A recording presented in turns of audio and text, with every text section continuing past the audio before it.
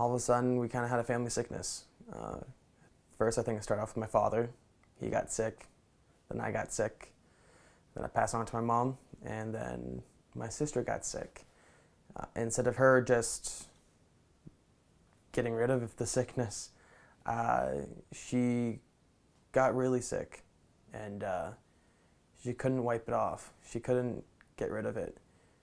She missed school for a few days, and I remember on the Sunday going to school, picking up her homework, and my mom was saying, "Oh, she's doing a lot better. She'll be coming back to school in no time."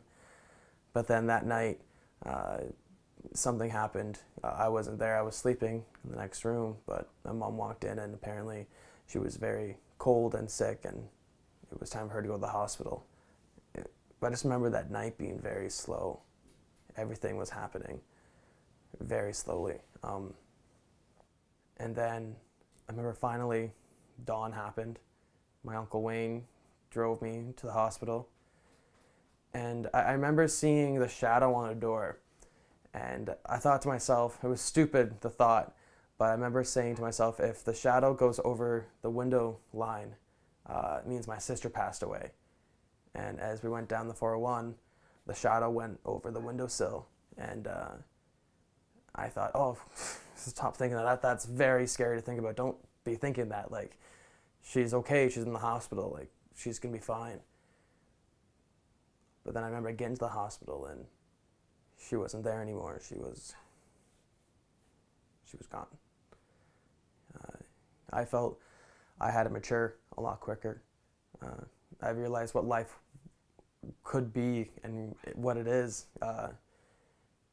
It wasn't all fun and games. It was in a blink of an eye. Someone could pass away, and that someone could be your sister. You lose sense of yourself. You kind of lose your path, I find.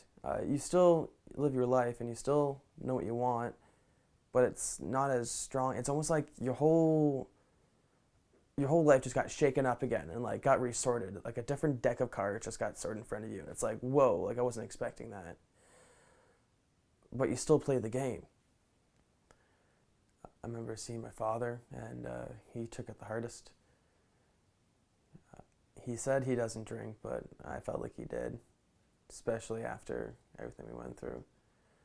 And he would always just put on the TV and let me watch TV or go on the computer by myself. Wasn't like I could play with my sister anymore.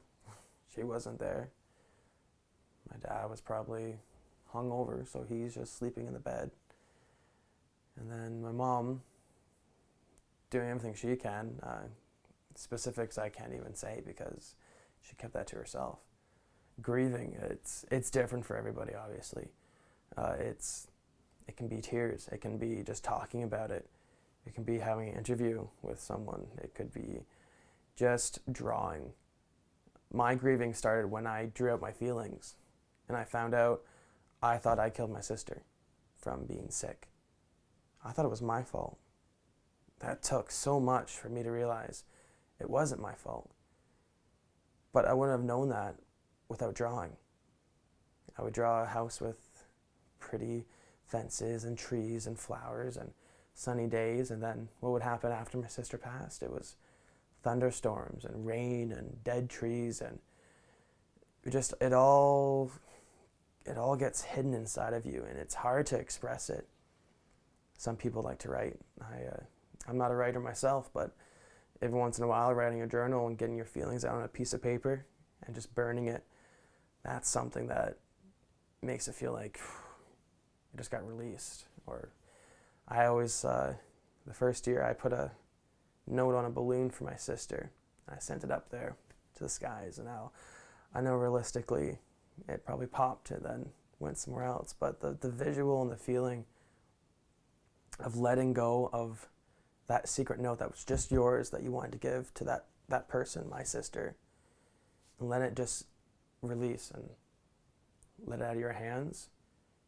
It's harder than you think, but it's such a relief. It makes you want to breathe again.